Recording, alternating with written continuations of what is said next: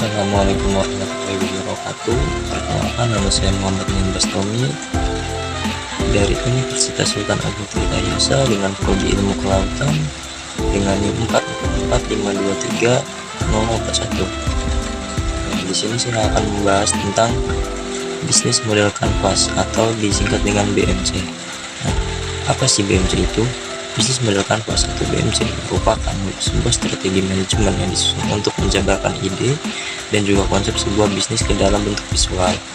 Secara sederhana, definisi bisnis model kanvas yaitu kerangka manajemen untuk mempermudah dalam melihat gambaran ide bisnis dan juga realisasinya secara cepat.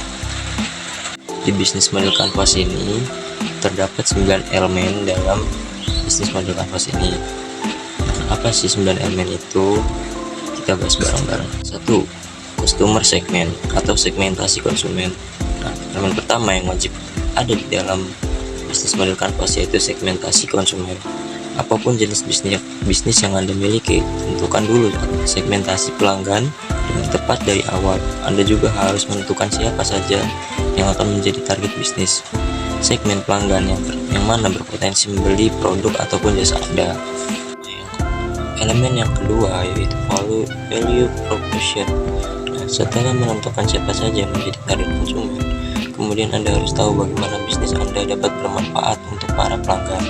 Nah, value proposition ini akan menjelaskan mengenai poin-poin ataupun nilai yang ditawarkan oleh suatu bisnis untuk segmen konsumennya. Yaitu yang ketiga yaitu elemen channel. Nah, channel adalah media interaksi antara bisnis dengan para konsumen untuk menyampaikan produk dan juga layanannya.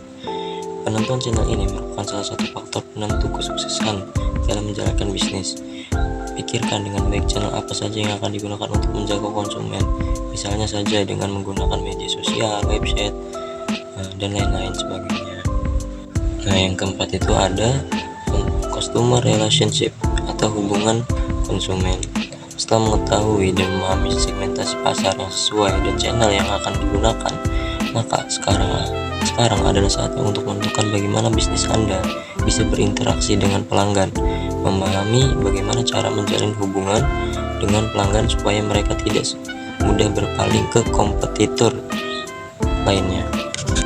5 itu adalah revenue stream atau sumber pendapatan. Nah, di elemen bisnis kanvas yang satu ini menggambarkan sumber pendapatan yang berasal dari bisnis Anda. Hal ini merupakan hal yang sangat penting dan perlu dikelola dengan semaksimal mungkin. Cobalah untuk pikirkan bagaimana cara untuk meningkatkan pendapatan bisnis yang Anda rintis. Misalnya saja, selain mengandalkan sumber penghasilan utama dari penjualan produk, seiring dengan perkembangannya, bisnis Anda juga dapat membuat program membership atau memberikan pilihan untuk upgrade kahanan dengan harga yang cenderung lebih tinggi. Pahami strategi yang dapat Anda lakukan untuk mendapatkan keuntungan yang lebih besar. Jangan sampai ada produk ataupun kinerja yang tidak digunakan secara maksimal. Itu ada key activities yang dijalankan. Nah, key activities merupakan sebuah elemen yang ada di dalam bisnis model kanvas yang menggambarkan mengenai semua aktivitas yang berkaitan dengan bisnis. Semua aktivitas tersebut harus menghasilkan value proposition perusahaan. Keenam itu ada key resource atau sumber daya. Agar tetap kompetitif dalam ranah bisnis yang Anda jalani, Anda perlu sumber daya yang sesuai guna mendukung kegiatan bisnis Anda. Key resource adalah daftar sumber daya yang sebaiknya Anda miliki untuk mewujudkan value proposition. Untuk key resource sendiri dapat dikategorikan menjadi 4 tipe, antara lain: pertama, physical resource, tempat usaha, bangunan atau gedung, kendaraan, mesin, bahan baku atau produk lainnya. 2. Intellectual resource. Nah, ini dalam intellectual resource, dalamnya itu ada merek, hak cipta, partnership, patent, trademark. Nah, yang ketiga ada human resource yang melakukan kegiatan perusahaan sumber daya manusia. Nah, yang keempat itu yaitu financial resource, saldo tunai, dana, kredit, dan lain sebagainya. Yang terakhir itu yang ke-9 ada cost structure. Nah, di dalam komponen ini adalah elemen terakhir yang ada di dalam bisnis model kanvas. Di dalam elemen ini mencakup pemerataan biaya, untuk mengoperasikan bisnis sesuai dengan value proposition. Selain itu juga untuk menilai anggaran bisnis secara lebih efisien untuk meminimalisir risiko kerugian yang tidak sehat. Untuk menilai keuangan di dalam bisnis, Anda perlu membuat dan menyusun laporan keuangan dan juga pembukuan yang baik. Nah, bisnis model kanvas yang sudah saya buat dan saya jadikan contoh dalam kali ini yaitu ayam geprek mania, itu terdiri dari 9 elemen atau 9 komponen yang sudah saya bahas sebelumnya. Nah, jadi ke-9 elemen tersebut ialah pondasi lah, intinya pondasi untuk menjalankan bisnis yang akan dijalankan. Nah, kita bahas satu-satu. Nah, dari contoh yang sudah saya buat ini yaitu ayam geprek mania. Nah, yang pertama itu ada customer segment. Nah, di dalam customer segment ini yaitu ada beberapa isinya ya. Yang pertama itu pencinta makanan pedas, dan yang kedua pelajar, mahasiswa, dan pekerja kantoran-kantoran. Nah, yang ketiga itu ada orang-orang yang mencari makanan cepat saji dan harga yang terjangkau. Nah, yang kedua itu ada value proposition.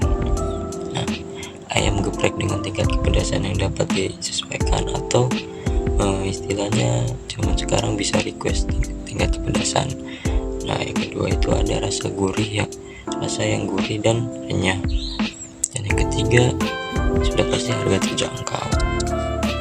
Nah, yang ketiga elemen yang ketiga itu ada elemen channel. Nah, toko fisik geprek mania. Nah, pemesanan online melalui situs web resmi dan aplikasi, dan kerjasama juga dengan aplikasi pengiriman makanan. Nah, yang keempat itu ada elemen customer relationship.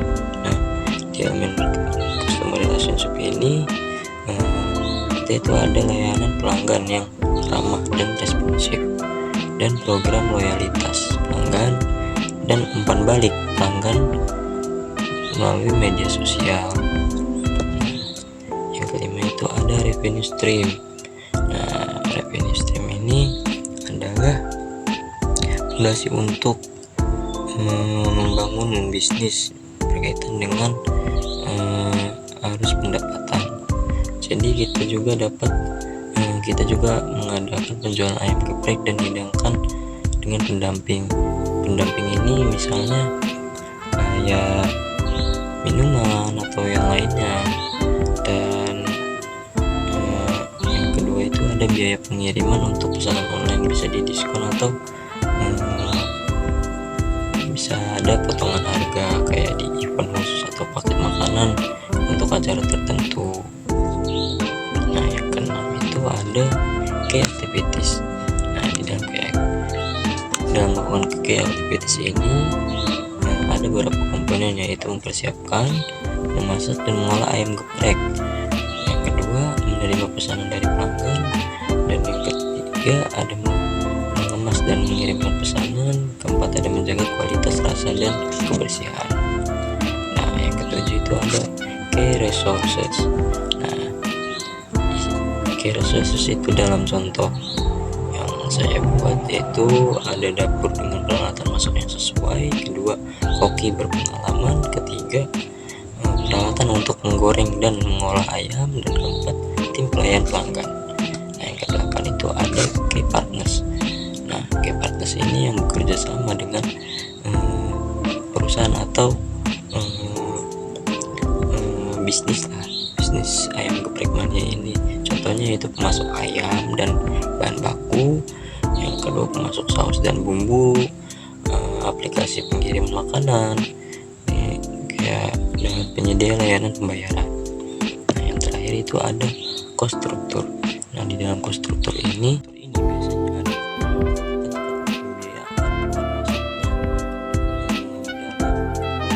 biaya dalam bisnis yang akan dijalankan. Contohnya seperti pembelian bahan baku, terus sewa tempat jualan atau dapur, gaji karyawan, dan biaya iklan dan promosi, dan yang lain-lain biaya. Jika sudah membuat BMC atau bisnis model kanvas, kita sudah tahu atau kita sudah bisa memulai untuk berbisnis, dan kita jadi tahu